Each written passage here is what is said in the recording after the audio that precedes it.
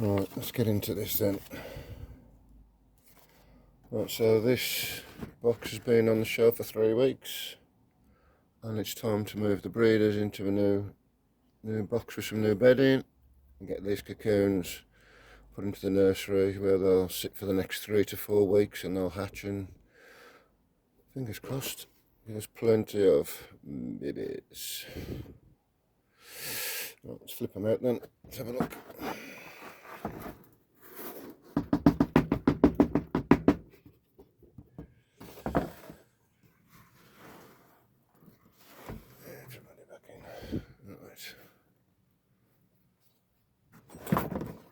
Just give this box a quick scrape. Oh, I do believe there's some babies in the bottom there. So the box is 3 weeks old,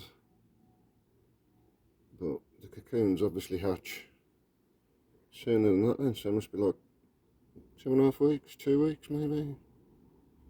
That surprised me. Okay, I'll clean that up in a bit. I'll get the rest of them cocoons out in a bit. Let's get my next bedding box ready for the worms. So I'll go straight in.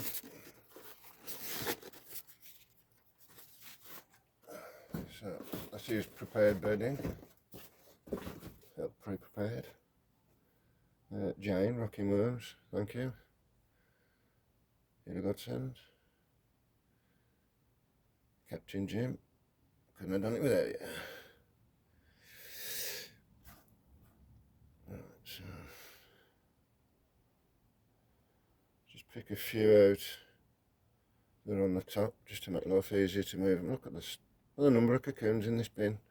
Now, considering there is only 160 worms in this bin, and the bin is literally 9" by 12" with 1.5 kilos of bedding in.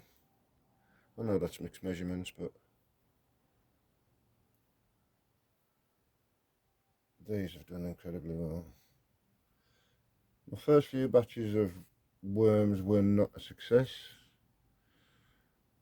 I'm guessing if anybody succeeds from the very beginning, it's more luck than judgment. So 3 months in, this is my third sorting of adults, and this is by far the best. The bedding change has made all the difference. All the difference. My previous bedding, I thought that it was just too wet, but worms do like it wet. Wetter the better, not just worms. Come on, stop wriggling away.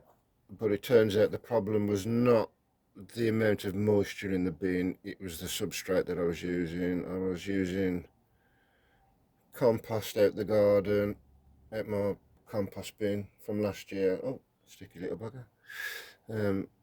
It had broken down. I mixed a few bits in, bobs in with it, but the consistency was just wrong. It was all matting together. So just pooling with water, what I was feeding them was wrong.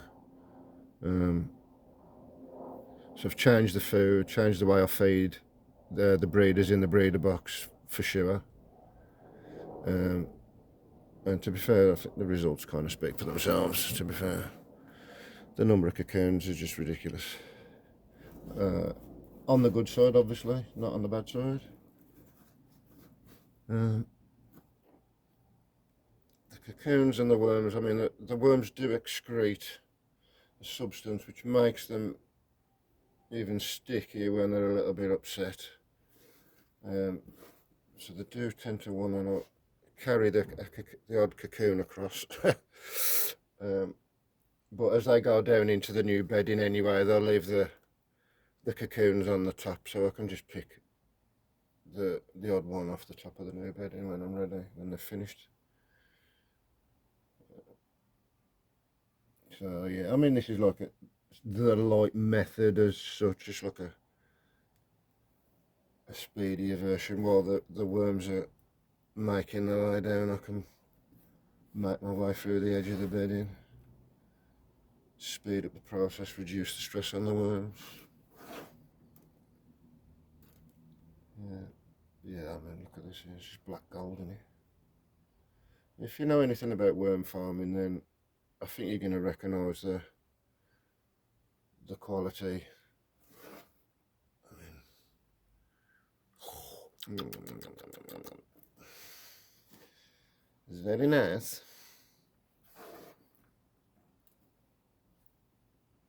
Yeah, so 160 worms in a small bin. I mean, the videos that I've been watching, everybody, I mean, granted, if I was using a larger bin, I'd get far more cocoons, but I've only got a small area to operate in, so I thought, well, if I use smaller bins, maximise the number of bins per number of worms per square foot to encourage breeding.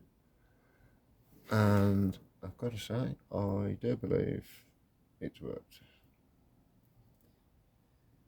Well, looking at this anyway. So what I'll do is I'll finish separating the adults from the cocoons. Oh, there's a couple of cocoons that have gone over, even though I've tried my best to keep the cocoons off the worms. Everything is a bit sticky. This is very, very tacky. I'm not going to squeeze it because I don't want to squash any of the cocoons, obviously. But it is very moist.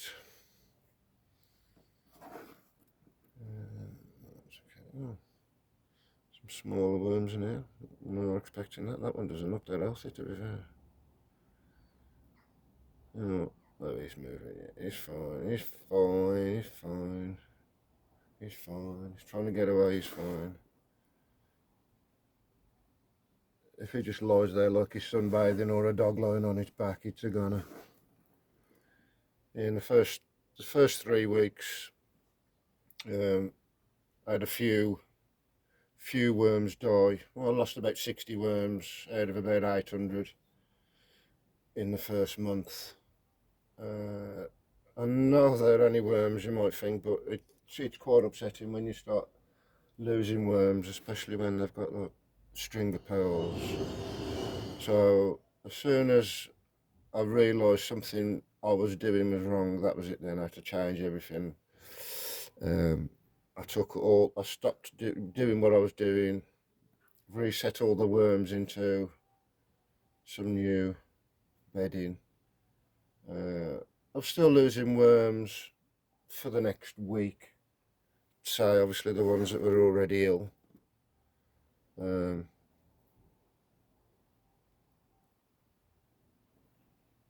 But I've not lost one in days now, to be fair. Which is really encouraging, because it's upsetting to see worms dying. I also had worms trying to escape. And I thought I needed to screw down the lids of my boxes, which I have done, to be fair, and I'm still doing it anyway. I've got a little lip on my boxes to stop the worms. If they decide they've changed their mind and they want to live somewhere else, they can't get out. So, but yeah, the worms were trying to get out from the bedding. So I thought they were all escape artists, and I thought I'd let myself in for a right game here. Every time I come into the shed, I've got to pick up worms from the floor every morning. But it turns out they were trying to escape because they didn't like the bedding. Not one bit. There's something in the bedding.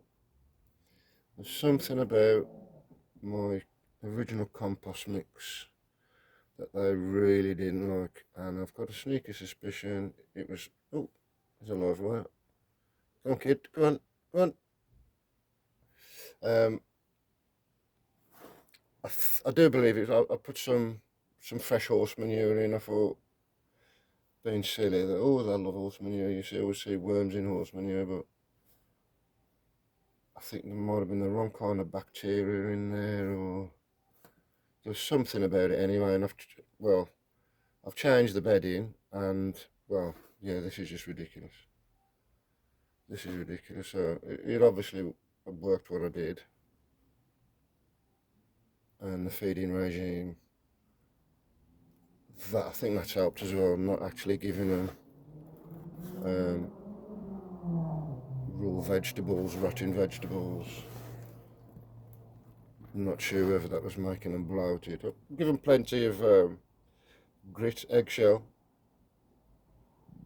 So it's not the fact that they've not had grit. Ooh them, ooh them, ooh them. Right, so what I'm going to do then is I am going to measure this out in cups. Got a little cup. And scoop that up. Count how many of them per bin, and then I'll take a random sample, count the number of cocoons in there, times it by 10, and then see where we are with it. Yeah. Alright, be right back.